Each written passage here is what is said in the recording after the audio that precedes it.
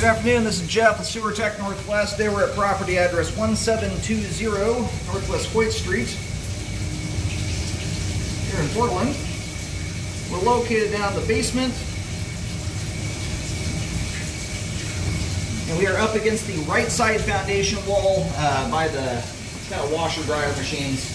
And I describe everything as if you're standing in the street facing the front of the home. And you've actually got two separate stacks. You've got this kind of original one here that still has the original cast iron clean out and some of the original cast iron stack above it. And then there's another one near the rear right corner of the basement that looks updated, entirely updated pipe.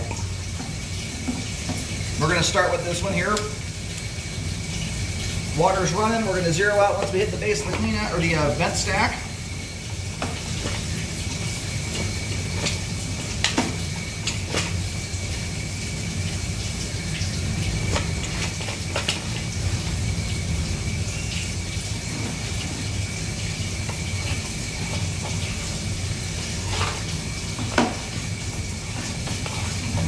Over here. Well, nice to see some updates on the floor. And just immediately upon access, very, very clean flow line. That is exactly how you want your flow line to look right there. And that's mostly, the cleanliness of the line is mostly up to the living habits of the homeowner. You know, as it relates to buildup in the line, by far the most common culprit that gunks your pipes up is cooking oil, greases, fats in general going down your kitchen sink drain. They build up in the line, they make your line sticky, and they cause debris to hang up that otherwise wouldn't. And it causes a lot of blockages that would never happen either. Things just hang up much easier. Swapping over to 3034 PVC pipe here. Nice short sewer line. There's the main there at about 56 feet. We're going to go do some locating really quick here just to verify where the line terminates.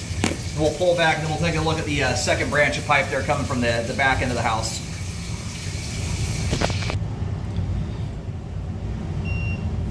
Alrighty, located the camera head successfully. Line terminates out of Northwest Hoyt. The line here, once it turns away from this vent stack, runs essentially dead straight all the way to the main. If you're facing the front of the home from the street, you have the big, beautiful 3 windows there for the living room. The line comes out essentially directly underneath the middle window, and if you draw a straight line from that window out to the curb, I tried to scrape the dirt off of it. You'll see a little green plastic marker in the street curb. That's where the sewer line crosses into the road, in case you're curious where the line's at.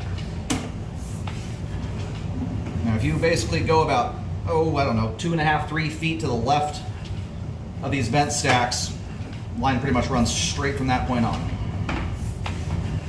Very nice configuration. That's what you want in a sewer line. Rarely do you get that. Usually you get a line that twists, turns, and meanders all over. It's actually pretty uncommon for a line to run dead straight, surprisingly enough.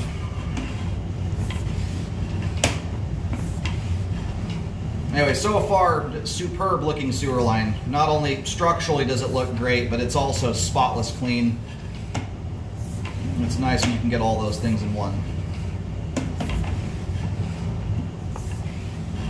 And the average homeowner buying a house like this usually already knows this stuff, but I put it on all my videos.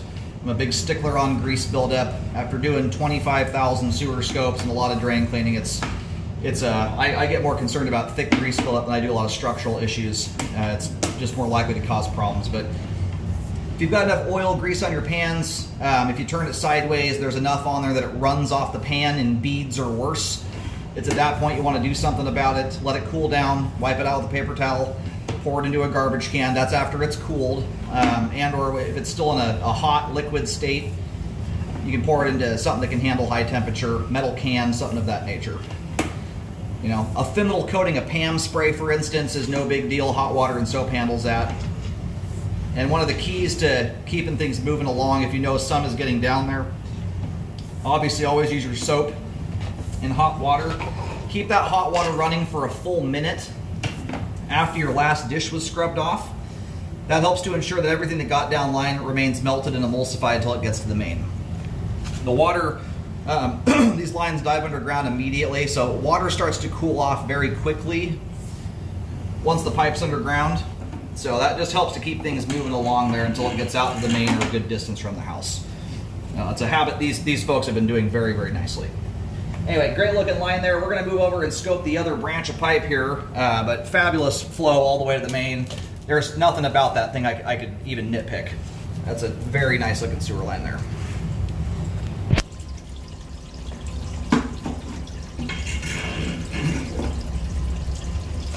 All right, we've just moved to the back right corner of the house here.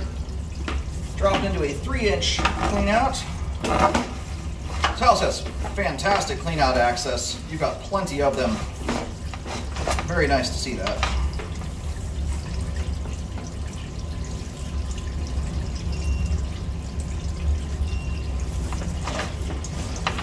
It's one of the big issues with a lot of older homes. The clean out access is usually kind of abysmal. Anyway, zeroed out there at the base of that. Now we're moving forward here. Now we're going to go far enough to where we pick up the Y connection for what the line we initially started from, which is going to be here in just a moment. There it is right there.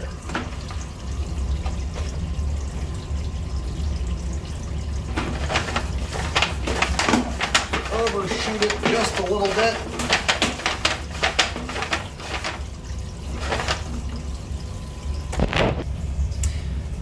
Alrighty.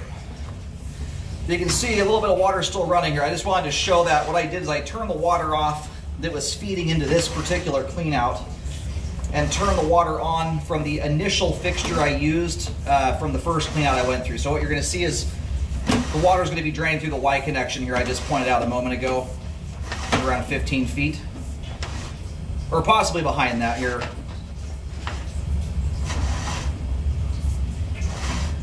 That sink may have its very own tie. Yeah, it does. Anyway, this spot right here at 15 feet is where our camera originally came through.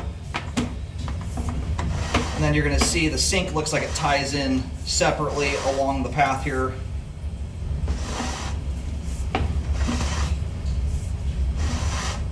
There it is right there.